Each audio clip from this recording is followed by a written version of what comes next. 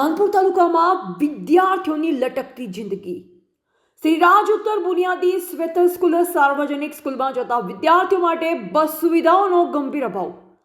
ધાનપુર તાલુકાના આદિવાસી અને પછાત વિસ્તારના વિદ્યાર્થીઓ રોજબરોજ જીવના જોખમે સ્કૂલ જવા મજબૂર બન્યા છે. શ્રી રાજ ઉત્તર બુનિયાદી તેમજ શ્વેતર સ્કૂલ તથા સાર્વજનિક સ્કૂલમાં ભણતા વિદ્યાર્થીઓ માટે આજ દિન સુધી કોઈ સરકારી બસ સુવિધા ઉપલબ્ધ કરાવવામાં આવી નથી, જે અત્યંત ગંભીર અને ચિંતાજનક બાબત છે.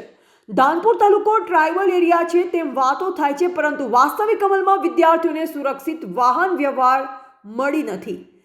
સ્થાનિક નેતાઓ અને જવાબદાર તંત્રને આ બાળકોની લટકતી જિંદગી નજરે પડતી નથી કે પછી તેઓ જાણતા અજાણતા મૌન ધારણ કરી બેઠા છે તેવો સવાલ ઉઠી રહ્યો છે.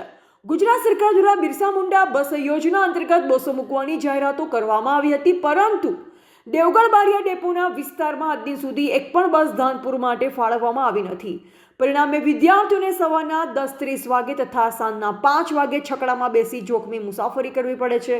આદિવાસી પછાત વિસ્તારના ગરીબ બાળકોને દરરોજ ₹20 ભાડું ચૂકવી સ્કૂલે જવું પડે છે, જે તેમના પરિવાર પર વધારાનો આર્થિક બોજ ઊભો કરે છે.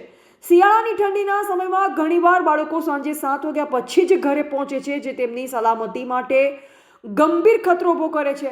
હવે પ્રશ્ન એ છે, શું વિદ્યાર્થીઓનું જીવન નેતાઓ અને તંત્ર માટે મૂલ્યહીન બની ગયું છે? શિક્ષણ અધિકારની વાતો કરતી સરકાર શું આ બાળકો માટે બસ સુવિધા આપશે કે નહીં? હવે જરૂરી છે કે જિલ્લા પ્રશાસન અને રાજ્ય સરકાર તાત્કાલિક હસ્તક્ષેપ કરી ધાનપુર તાલુકામાં વિદ્યાર્થીઓ માટે નિયમિત, સુરક્ષિત અને નિઃશુલ્ક બસ સેવા શરૂ કરે, નહીં તો કોઈ દુર્ઘટના થાય ત્યાર પછી જાગવાનું પરિણામ અત્યંત દુઃખદ સાબિત થઈ શકે તેમ છે. રિપોર્ટર નરેશ ડી વ્યાસ, તંત્રી બનાસી પુકાર, બનાસકાંઠા.